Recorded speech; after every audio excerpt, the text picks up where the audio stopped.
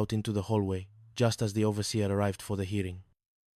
Within minutes, the entire command deck was a riot of laughter. Sterling, usually the sternest man in the galaxy, found himself doubled over, pointing at Percy. You little Pringle," Sterling gasped between laughs. "You're not a disgrace. You're a comedic genius. Anyone who can laugh in the face of death and a giant potato is the kind of officer I want in my fleet. Promotion for everyone." Blythe, high on the gas, ran outside and started chasing a robotic lawnmower, screaming that it was his little Chucky Wucky. Chapter 5. The Space Iguana and the Payroll. The final straw came when the station's payroll 62,000 lunar credits went missing. Blythe had set a trap, leaving his wallet in a public area, hoping Max's crew would swipe it. Instead, the wallet was found by Sydney, a 3-foot-long, sentient-ish space iguana that Percy had adopted as a mascot. Sydney, who had a taste for high-quality leather and mother's peanut butter sandwiches, promptly swallowed the wallet, ID card and all. "The money is gone," Blythe screamed in the courtroom the next day. "I know Maverick took it. He's a thief. A pirate." "Sir," Max said, standing beside a very bloated-looking iguana, "I have a witness. Sydney here took the wallet." "I say, an iguana?" the judge advocate asked, raising an eyebrow. "Captain Maverick, are you suggesting a reptile is responsible for the station's financial crisis?"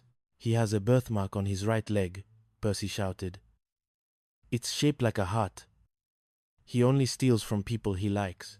The courtroom devolved into chaos as Blythe tried to wrestle the iguana to the ground to retrieve his ID. "Give it to me, you scaly brat. That's my back pay." Just as Blythe managed to grab Sydney's tail, the iguana let out a massive burp, coughing up a charred, half-digested wallet onto the judge's desk. Inside were the marked bills Blythe had used for the trap. "Wait," the judge said, examining the bills. "These are marked. Commander Blythe, why are you carrying marked bills designed to frame your own officers?" Blythe turned white. It was a security exercise. A test of integrity. It was a trap," Percy cried. He tried to frame a poor, defenseless iguana with an unhappy childhood. The judge hammered his gavel. "Commander Blythe, for the misuse of station funds and the harassment of a sentient adjacent mascot, you are hereby ordered to take a month of stress leave on the mining colony of Kessel. Captain Maverick, you are once again in acting command." Chapter 6. The Farewell and the Martini. The story ends on the sun-drenched, via artificial lamps, sands of the station's biodome. Max and the crew were celebrating their victory with a tray of contraband martinis. "You know, Max," Percy said, looking out at the stars, "I think I'm getting the hang of this commander business." "Don't get too comfortable, Percy," Max laughed. "Blythe will be back, and next time he'll probably have a bigger tank of gas." An intercom message arrived from Kessel. It was a holographic postcard from Blythe. He was wearing a prisoner's jumpsuit and holding a pickaxe, but he had a martini in his hand. "Dear Maverick," the hologram said, a crazed look in its eyes. "Having a wonderful time. The rocks are hard, but the martinis are cold. Can't thank you enough for the vacation. P.S. Please excuse the ink blots. My guard spilled his drink. Love, Wally." Max toasted the hologram. "To Wally. May he stay on Kessel forever." And to Sydney, Percy added, handing the space iguana a peanut butter sandwich. "The best lawyer I ever had." As the gambler prepped for its next unofficial mission, the laughter of the crew echoed through the metallic halls of Omega 7, a small beacon of chaos in a very orderly, very boring galaxy. The Admiral's Ulcer and the Rogue's Reef. Part I. The Great Garter Belt Crisis. The island of Potopudel was not a strategic stronghold. It was a humid, mosquito-infested emerald dropped into the azure soup of the South Pacific, a place where the tide was usually out and the military discipline was even further out. At the center of this logistical nightmare sat Commodore Barnaby, the bluster belcher, a man whose blood pressure was roughly equivalent to a steam engine about to explode. Garter belts, Sterling. I said garter belts. Belcher screamed, his face turning a shade of purple, usually reserved for overripe eggplants. He was addressing Commander Silas Sly Sterling, the man in charge of the base's most notorious vessel, the S. Rust Bucket. Sterling was currently leaning against the Commodore's mahogany desk with the casual grace of a man who had never heard a direct order in his life. "Sir, the nurses are very specific about their hosiery," Sterling replied smoothly. "If they don't have the proper support, the morale in the infirmary drops. And when morale drops, the penicillin starts tasting like lime juice. Do you want lime-flavored medicine, sir? I want you to snap to it. Shake a leg. Shake. Oh, you know what I mean. The weight of the entire Pacific is on my shoulders, and I'm arguing about underwear with a man who hasn't polished his shoes since the Great Depression." The office door burst open, and Lieutenant Cornelius Noodle Nifty, Belcher's sycophantic adjutant, scurried in. "Sir, disaster. I just got a telegram from the Admiralty. High Admiral Ironhide Hammer is arriving today for a sneak inspection.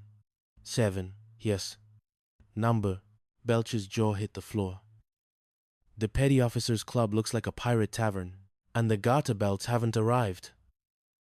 Belcher reached for a bottle of white pills. "My stomach acid could start a tractor.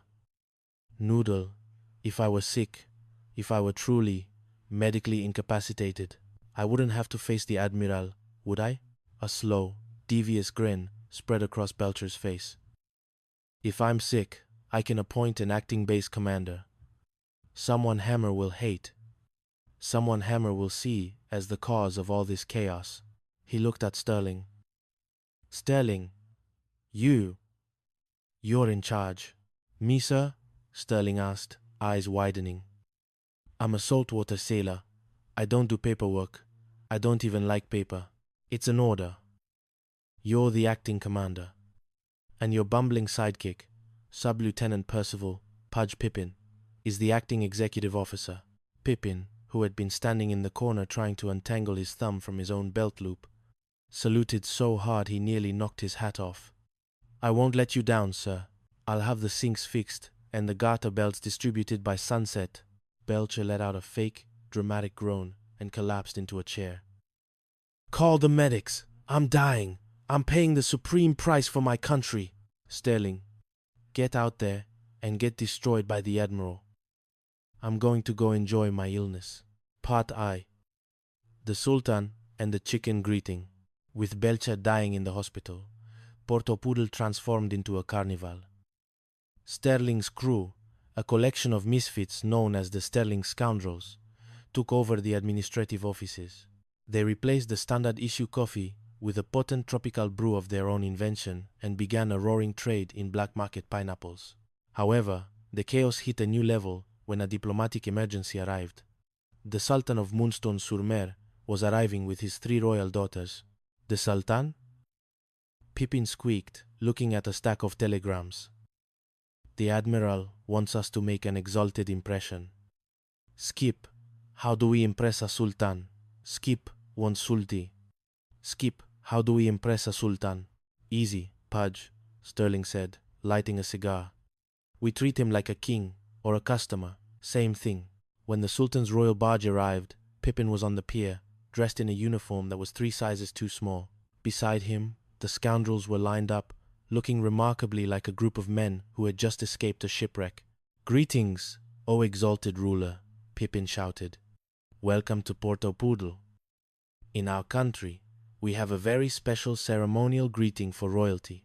He took a deep breath and shouted, "Wowie, wow, wow," like a chicken. The Sultan, a man of immense dignity and even immenser beard, froze. "Like a chicken?" "Yes, your highness," Pippin continued, flapping his elbows. "It's a sign of high esteem." "Wowie wow wow. The next man who debases the dignity of my daughters will answer to my scimitar," the Sultan growled. Sterling quickly stepped in. "Forgive him, Highness. He's been in the sun too long. Please, allow us to show you to your quarters.